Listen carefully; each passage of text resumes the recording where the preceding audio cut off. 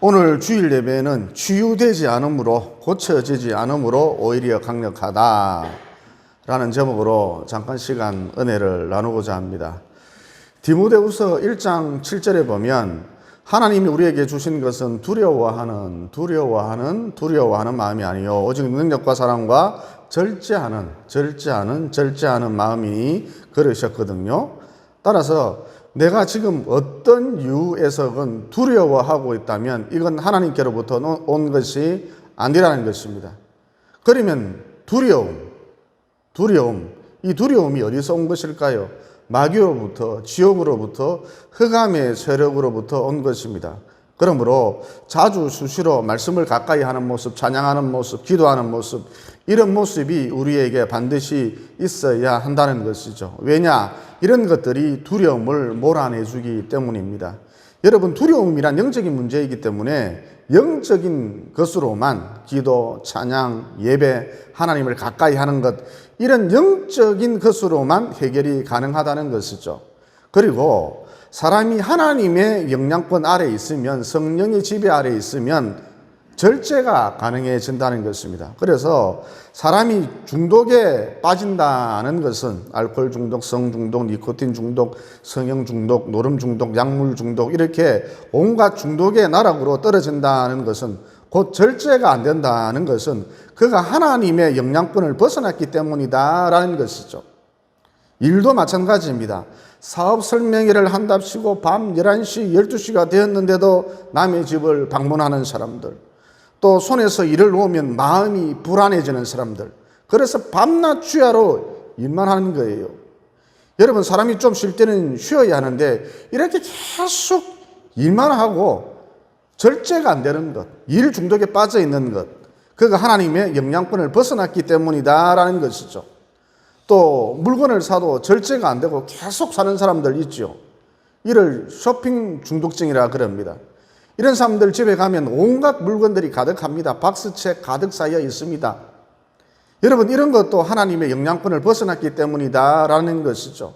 또 노는 것, 돌아다니는 것도 어느 정도 하다가 말아야 하는데 절제를 하지 못하고 계속해서 돌아다니는 사람들 있지요.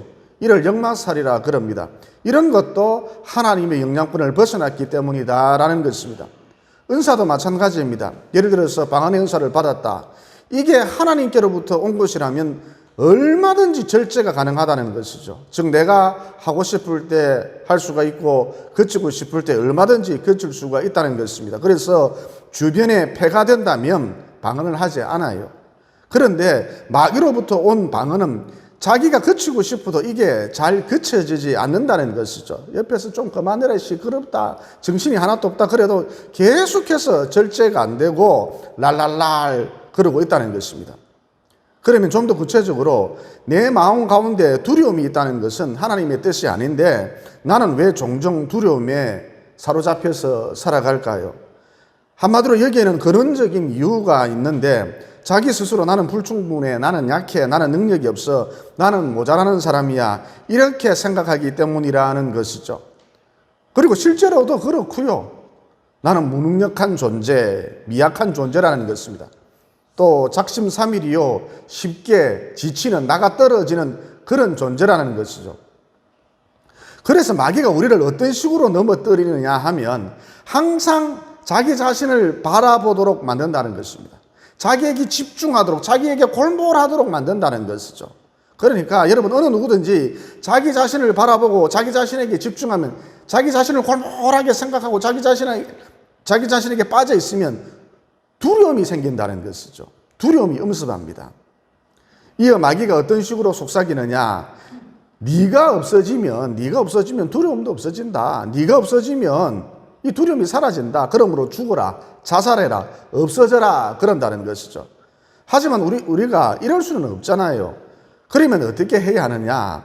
여러분, 뻔한 소리 같지만 두려움에서 승리하려면 하나님을 바라볼 수밖에 없습니다. 즉, 두려움을 극복하는 방법, 하나님을 바라보면 된다는 것이죠. 그런데 많은 사람들이 두려움을 극복하려고 어떤 방법을 쓰지요? 나를 강하게 만들려고 한다는 것입니다. 그러니까 내가 강해지면 내가 슈퍼맨이 되면, 원더우먼이 되면 모든 두려움이 사라질 거야. 이렇게 생각한다는 것이죠. 그래서 할 수만 있으면 자기 자신을 강하게, 강력하게 만들려 한다는 것입니다. 여러분, 우리가 방금 읽은 고린도후서는 바울이 적은 것인데, 바울 역시 큰 두려움에 사로잡혀 있었거든요. 그러면 그가 왜 두려움에 사로잡혀 있었을까요? 자기 자신을 바라보고 자기 자신에게 집중했기 때문이죠. 자기 자신을 묵상했다는 겁니다. 이어 자기 자신을 바라보니까, 자기에게 집중하니까, 자기를 묵상하니까 육체의 가시, 곧 간질병이 보이거든요. 즉 바울은 간질병 환자였다는 것입니다. 그래서 그만 그는 두려움에 사로잡히고 말았던 것이죠. 이어 그는 이 두려움의 문제를 해결하기 위해서, 즉 간질병에서 노인받기 위해서 하나님 앞에 나아가 3번씩이나 간절히 기도했답니다. 여러분, 유대 사회에 있어서 한 번 기도했다는 것은 40일을 말하는 것이거든요. 그러니까 여러분이 어떤 문제를 놓고 40일 정도는 기도해야, 최소한 적어도 40일 정도는 기도해야 내가 그 문제를 놓고 한 번은 기도해봤다, 이렇게 말할 수 있다는 것입니다. 그리고 바울이 무엇보다 이렇게 기도에 전념했던 이유는, 내 인생에 있어서 최대의 걸림돌은 간질이야. 내 인생에 있어서 최대의 결함은 간질이야. 내 인생에 있어서 최대의 약점은 간질이야. 이 간질이 내 몸에서 사라져야, 없어져야, 치료가 돼야 하나님의 일을 보다 많이 할 수 있어, 이렇게 생각했기 때문인 것이죠. 이어 다시 본론으로 돌아와서 바울이 간질병을 고쳐달라고 3번 기도했는데, 즉 120일 동안 금식하면서 절식하면서 간절히 기도했는데, 그 결과 어떻게 되었나요? 하나님이 치료해 주시지 않았지요. 하지만 그는 120일 동안 기도하면서 큰 것 하나를 깨닫게 되지요. 그게 무엇이냐? 9절에 나옵니다. 하나님의 은혜가 나에게 족하도다. 이는 내 능력이 약한 데서 온전하여 짐이라. 그러니까 무슨 얘기냐 하면, 쉽게 말하면 나는 관질병 환자다. 나는 형편이 없는 사람이다. 나는 장애인이다. 나는 상태가 심각한 사람이다. 때문에 오히려 나는 강력한 사람이다. 여러분, 이 말의 뜻을 이해하실 수 있겠습니까? 그러니까 지금 바울이 신앙의 본질에 대해서 이야기하고 있는 거예요. 즉 신앙의 본질이란, 기독교 신앙의 본질이란 관계라는 것입니다. 기독교 신앙의 본질은 관계라는 것입니다. 쉽게 말해 장인에서 정상인이 되고, 좀 더 내 형편이 나아지고, 좀 더 똑똑해지고, 좀 더 유능해지고, 좀 더 건강해지고, 좀 더 예뻐지고, 좀 더 날씬해지고, 좀 더 세지면 두려움을 이길 수 있을 거야. 내가 세지면 두려움을 이길 수 있을 거야. 그리고 좀 더 세지면 하나님의 일을 보다 많이 할 수 있을 거야. 그러니 전지전능하신 하나님이여, 못할 것이 없는 하나님이여, 나를 좀 슈퍼맨으로 만들어주세요. 원더우먼으로 만들어주세요. 전지현으로 만들어주세요. 원빈으로 만들어주세요. 부자 되게 해주세요. 이게 신앙생활이 아니라는 것입니다. 그러니까 우리가 기독교 교인으로서 지금 신앙생활을 하고 있는데, 신앙생활의 본질이 도대체 무엇이냐? 관계다라는 것입니다. 나와 하나님의 관계라는 것이죠. 신앙생활의 본질이. 즉 나와 하나님과의 관계가 원활하면, 나와 하나님과의 관계가 좋으면 지금의 내 형편, 환경, 처지와 상관없이 얼마든지 두려움을 이길 수 있다는 것입니다. 지금 혹시 여러분 중에 내 삶이 벼랑 끝이다, 이런 분들 계십니까? 하나님과의 관계가 좋으면 다른 거 다 필요 없습니다. 하나님과의 관계가 좋으면, 하나님과의 관계가 원활하면 여기서도 벼랑 끝에서도, 절벽 끝에서도 두려워하기는 그냥 웃을 수 있다는 것이죠. 벼랑 끝에 서 있는데 그런데도 불구하고 여유가 있다는 것입니다. 하나님과의 관계가 좋으면. 더 나아가 지금의 내 형편, 환경, 처지와 상관없이 이 세상 어느 누구보다 하나님의 일을 많이 해낼 수 있다는 것입니다. 제가 학장로 교회에 담임할 때에 윤연미 집사님이라고 여집사님이 계셨는데, 이분 하반신을 못 쓰거든요. 어느 날 시장을 봐서 집으로 가고 있었는데 언덕배기에 주차해둔 차가 갑자기 자기를 덮쳐서, 아마 사이드 기어가 풀렸던가 봐요. 언덕배기에 주차해둔 승용차가 갑자기 자기를 덮쳐서 이런 일이 벌어졌답니다. 하반신 마비가 된 것이죠. 그런데요, 이분 한 번씩 싱긋이 웃어요. 저를 보면서. 즉 누가 봐도 이 삶이 벼랑 끝에 서 있는 삶인데 그 삶 속에서도 웃음이 있더라, 여유가 있더라는 것이죠. 그리고 저한테 가끔씩 먹을 것도 주시고 용돈도 주시고 지금도 그렇게 하고 있어요. 하반신을 못 쓰는 사람이. 물론 다른 사람을 통해서 합니다. 자기는 걸어 다닐 수가 없으니까. 또 저를 위해서 기도도 해주시고 또 포도나무 교회 걱정도 해주시고 또 우리 교회를 위해서 중보 기도도 해주시고 또 가끔씩 무명으로 헌금도 해주시고 이 세상 어느 누구보다 하나님의 일을 많이 하고 계시더라는 것입니다. 그러니까 신앙생활의 본질이 무엇이냐? 관계의 문제라는 것이죠. 즉 나와 하나님과의 관계가 좋으면, 나와 하나님과의 관계가 원활하면 그 어떤 조건, 환경 가운데 있다 할지라도 두렵지가 않다는 것입니다. 절벽 끝에 서 있어도 여유가 있다니까요. 그리고 이 세상 어느 누구보다 하나님의 일을 많이 해낼 수 있다는 것입니다. 그러므로 바울의 고백, 내 능력이 약한 데서 온전하여짐이라. 내 능력이 약한 데서 온전하여짐이라. 바울의 능력이 약한 데서 온전하여짐이라. 이게 무슨 뜻이냐? 내 몸에 간질이 있기 때문에 나는 날마다 하나님을 의지할 수밖에 없지 않느냐. 내 몸에 간질이 있기 때문에 나는 날마다 하나님을 찾을 수밖에 없지 않느냐. 내 몸에 이 간질이라는 병이 있기 때문에 나는 날마다 겸손하게 엎드릴 수밖에 없지 않느냐. 믿음의 사람이 될 수밖에 없지 않느냐. 간질 때문에 나는 믿음의 사람이 될 수밖에 없지 않느냐. 간질 때문에 나는 순종의 사람이 될 수밖에 없지 않느냐. 즉 간질 때문에 내가 상태가 상당히 심각하기 때문에 치유되지 않았기 때문에 나와 하나님과의 관계가 너무너무 좋아지더라는 것이죠. 이렇게 되니까 나와 하나님과의 관계가 좋아지니까 사는 게 두렵지가 않더라. 그리고 어느 누구보다 하나님의 일을 많이 해낼 수 있더라는 것입니다. 여러분, 바울은 죽음마저도 두려워하지 않았답니다. 그래서 평안하게 순교까지 하셨거든요. 또 여러분, 평생을 뼈빠지게 일해도 집 하나 장만하는 것, 아파트 하나 장만하는 것, 이것도 쉬운 일이 아니거든요. 그런데 살아생전 성전을 짓는다는 것은, 교회를 짓는다는 것은 정말 어려운 일이지 않겠습니까? 하지만 크고 작은 초대교회 대부분 그 설립자가 바울이거든요. 또 신약 성경도 알고 보면 다 바울의 편지랍니다. 즉 신약 성경의 지필자가 누구냐? 바울이라는 것이죠. 또 바울사도 얼마나 영성이 강했던지 그가 사용했던 손수건만 갖다 대도 암덩어리가 사라지고 귀신이 정체를 드러내며 떠나가는 일도 무수히 많았었거든요. 그러니까 내가 펄펄 날아다니고 강력해지고 세진다고 두려움을 이기거나 크게 쓰임받을 수 있는 것이 아니라 나와 하나님과의 관계가 좋아야 한다는 것입니다. 그러면 어떤 형편에 처해 있든지 간에 두려움을 극복할 수가 있고 하나님의 일들을 많이 해낼 수 있다는 것이죠. 그리고 전에 한번 말씀을 드렸는데 릭 워렌 목사님, 미국 사회를 이끄는 인물 탑5 안에 들어가거든요. 그래서 타임즈 표준 인물로도 나왔고 그가 책을 적었다 그러면 무조건 베스트셀러가 되었답니다.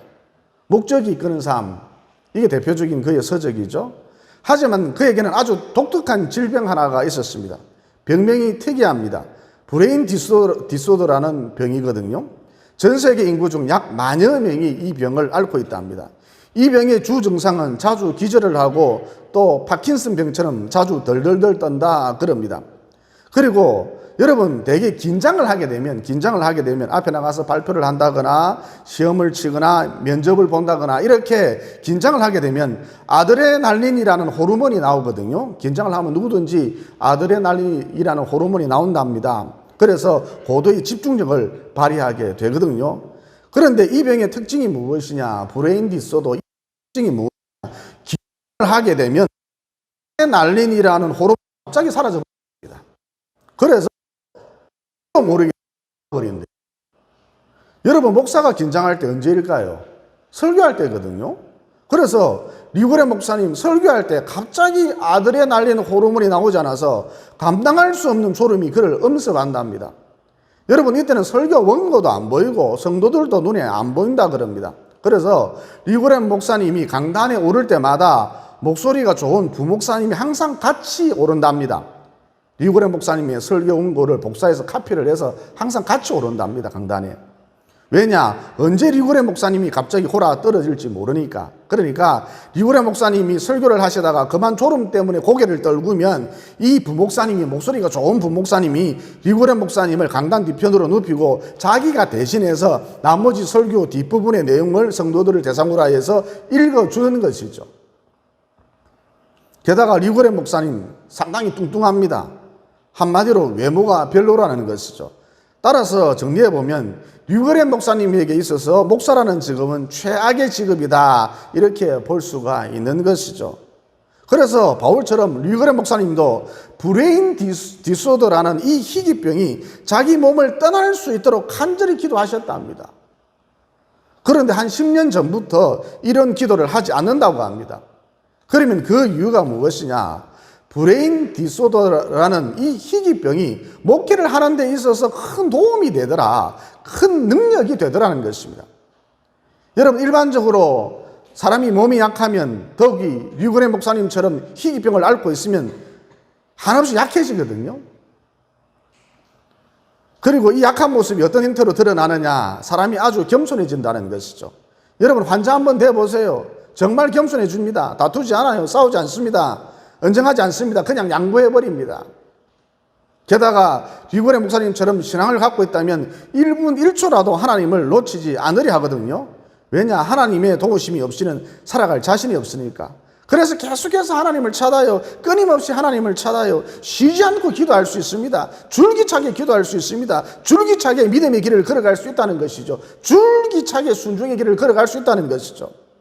그래서 리고레 목사님이 내린 결론이 무엇이냐? 브레인 디소더라는 이 희귀병이 나와 하나님과의 관계를 너무너무 좋게 만들어주더라. 이어 그 결과 자기가 하는 일들 속에, 사역들 속에 감당이 안 될 정도로 열매가 풍성히 맺히더라는 것이죠. 그러므로 자기는 더 이상 이 병이 사라지길 기도하지 않는답니다. 여러분, 다시 한번 강조합니다. 신앙의 본질, 병 고치기 위해서, 좀 더 나은 환경, 좀 더 나은 조건을 만들기 위해서, 어떤 자격, 어떤 조건을 구비하기 위해서, 충족하기 위해서, 부자가 되기 위해서 유능해지려고, 이게 아니라는 것입니다. 즉 신앙생활이란 왜 신앙생활을 하느냐? 나와 하나님과의 관계를 좋게 만들기 위해서다라는 것이죠. 그러니까 하나님과의 관계가 좋으면 지금의 상황이 최악이라 할지라도, 이보다 더 안 좋을 수는 없다, 그렇다 할지라도 두려워하지 않는다. 절벽 끝에서도 웃을 수 있다. 삶의 벼랑 끝에 서 있다 할지라도 여유가 있다는 거예요. 또 이 세상 어느 누구보다 하나님의 일을 많이 해낼 수 있다는 것입니다. 그리고 여러분, 나와 하나님과의 관계를 좋게 만들려면 무엇보다 꼬박꼬박 주일 성수하면서 예배 드리는 것, 이게 가장 기초가 될 수 있겠죠. 그러면 도대체 예배란 무엇인가? 한마디로 내 힘을 빼는 훈련입니다. 그래서 힘이 넘치고 내가 살아있잖아요. 즉 예배 시간에 엉뚱한 짓을 한다거나 자꾸 들락날락 한다거나 딴 생각을 한다거나 그러면 이런 식으로 내게 힘이 들어가 있으면, 내가 살아있으면 진정한 예배를 드릴 수 없다는 것입니다. 그러면 오늘 여러분이 이 자리에 예배 드리려고 모였는데, 진정한 예배를 드리려면, 참 예배를 드리려면 어떻게 해야 하는가? 힘을 빼야 한다는 것이죠. 내가 죽어야 합니다. 흐물흐물해져야 한다는 것이죠. 이어 내가 죽어버리면, 내가 흐물흐물해지면 예배 시간에 딴짓을 하지 않습니다. 들락날락거리지 않습니다. 돌아다니지 않습니다. 다른 생각을 하지 않죠. 그래서 그냥 말씀을 쭉쭉 빨아들이고, 스펀지처럼 말씀을 쭉쭉 빨아들이고 아멘 아멘 한다는 것입니다. 여러분, 이런 예배가 진정한 예배인 것이고 하나님이 받으시는 예배라는 것이죠. 여러분, 이스라엘의 사해바다에 가면 주의사항이 딱 하나가 있거든요. 그게 뭐냐? 바다에 들어갔을 때, 입수했을 때 힘을 주고 허우적거리지 말라는 것입니다. 즉 힘을 빼고 릴렉스하게 힘을 빼고 죽은 사람처럼 가만히 있으라는 거예요. 왜냐? 사해바다 염분 농도가, 소금 농도가 보통 바다에 비해서 10배 이상 높기 때문입니다. 따라서 허우적거리면, 살아서 펄쩍펄쩍거리면 바닷물이 눈에 들어갈 수밖에 없겠지요. 이렇게 되면 눈 건강에 굉장히 안 좋다고 합니다. 실명할 수도 있다고 그럽니다. 그러니까 예배 드릴 때 사해바다에 들어간다라는 자세로 드리라는 것이죠.